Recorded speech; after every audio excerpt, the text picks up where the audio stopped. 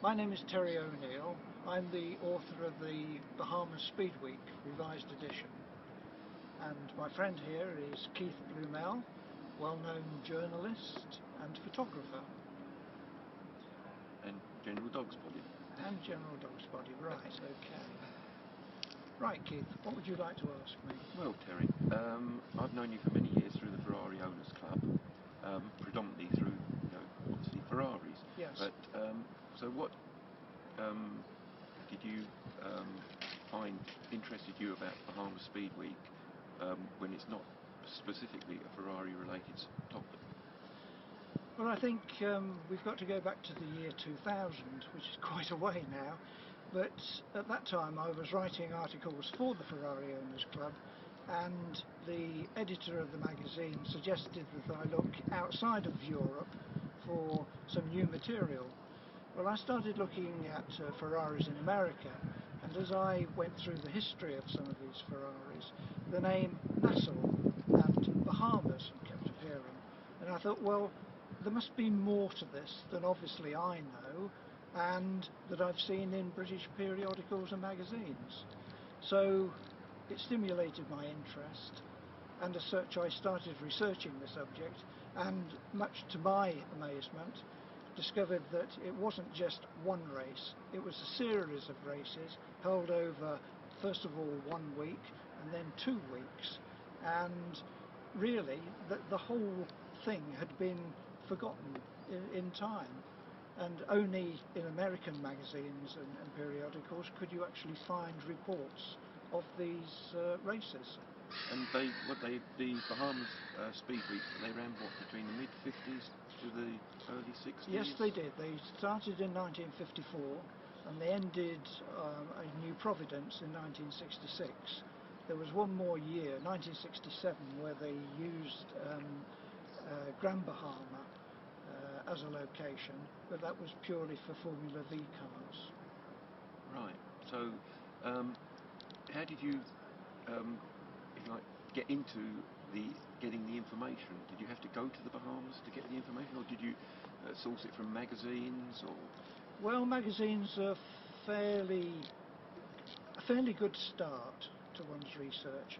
Yeah, they're a good basis. They're a good basis, but you've got to remember, like most newspapers and magazines, that they are prone to errors. So consequently, it was a case of having to back up the information that I gained from those. So yes, I did go to the Bahamas.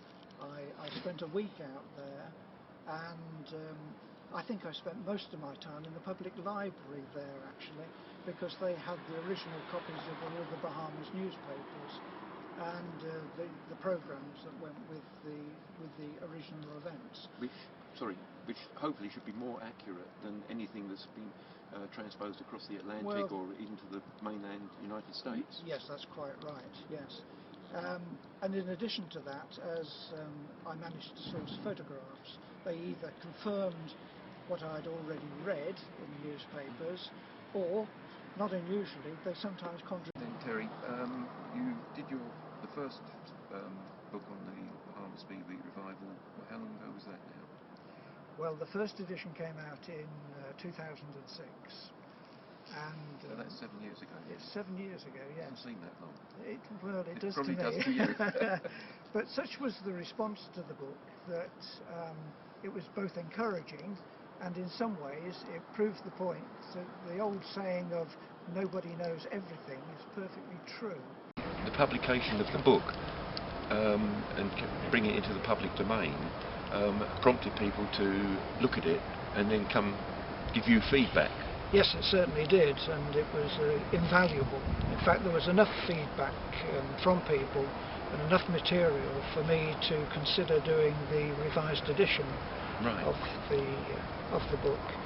Now, together with the information that I got, in the meantime there have been what I call revival meetings of the original Speed Weeks, albeit not strictly the same format because of the lack of facilities in the Bahamas these days. They don't have the airport tracks available that they used to. Well, that's been built upon now. But it has been built upon.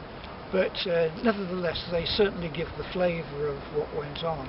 And I think in their own way they're invaluable, not only to the motoring fraternity, because it allows them to use their cars that were originally used in the Bahamas and that period, but also for the social part of which was a very structure.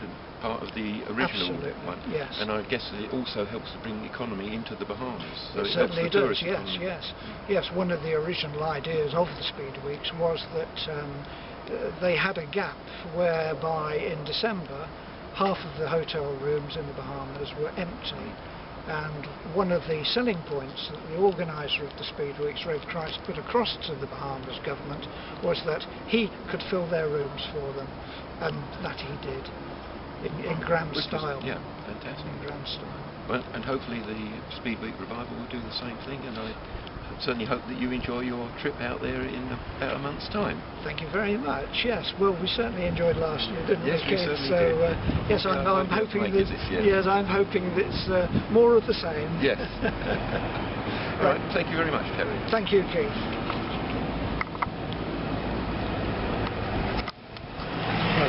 Okay.